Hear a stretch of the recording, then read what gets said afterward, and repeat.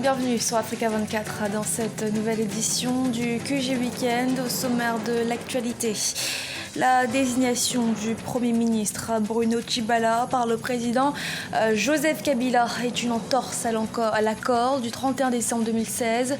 C'est ce qu'ont affirmé ce vendredi les évêques de la conférence épiscopale nationale congolaise. Ils craignent davantage de retard dans l'application du calendrier électoral.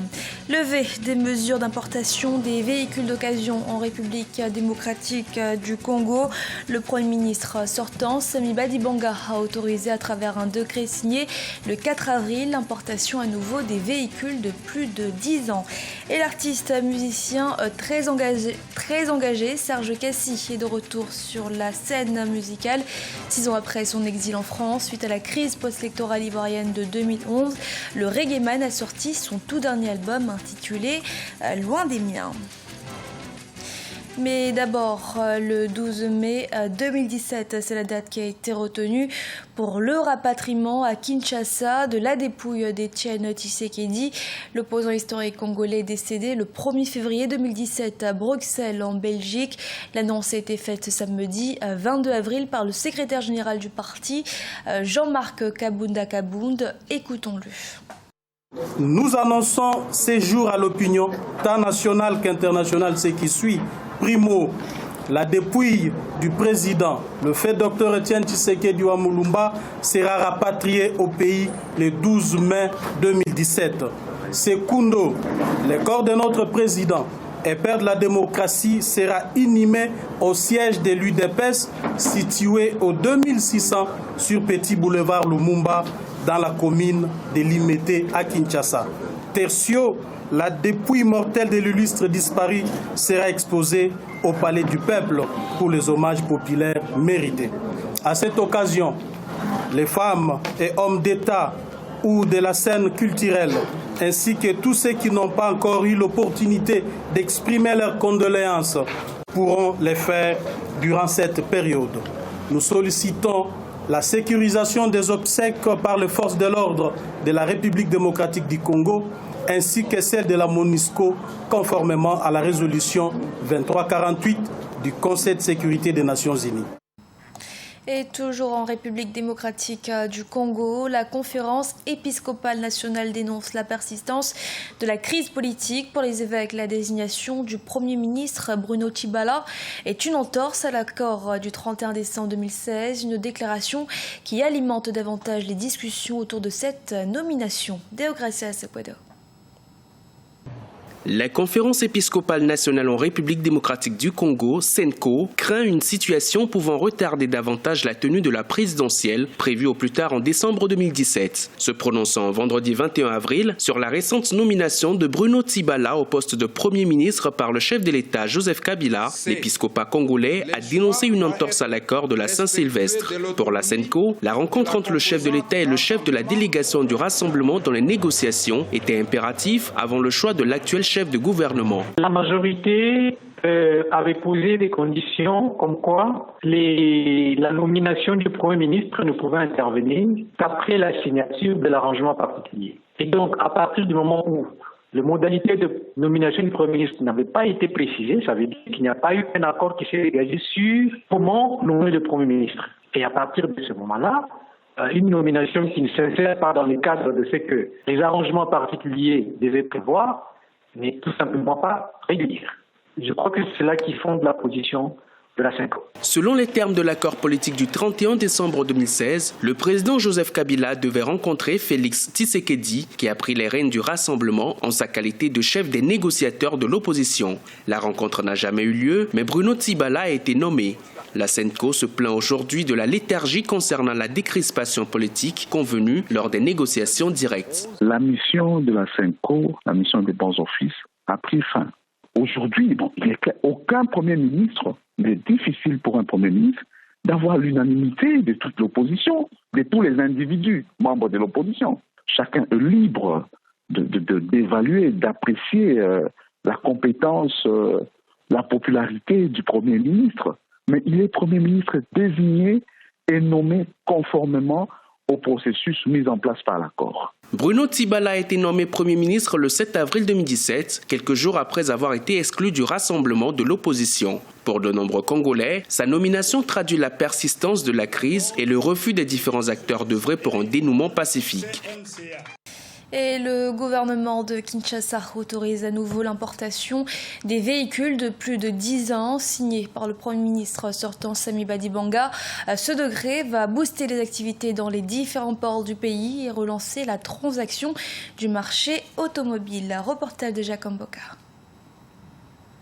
Les Congolais sont à nouveau autorisés à importer des véhicules d'occasion. Un décret du Premier ministre sortant signé le 4 avril a levé la mesure d'interdiction des véhicules de plus de 20 ans de fabrication, mesure prise par le gouvernement Matata. Une frange de la population congolaise pour continuer à pousser un cri d'alarme. Il n'y a pas que la population, même les entreprises de l'État et des entreprises privées qui se lamentent parce qu'il y a eu cet interdit. Et le chef de l'État a demandé au gouvernement de prendre des mesures, essayer de voir par quels moyens on peut assouplir tant soit peu la douleur ou la misère de cette population.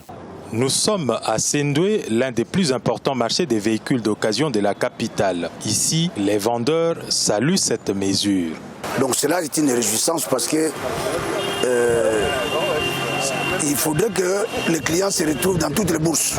Ce n'est pas tout le monde qui a les moyens de payer un véhicule neuf ou semi-neuf, mais même celui qui a une bourse moindre peut se retrouver dans tel genre de véhicule, pourvu que ça soit en bon état.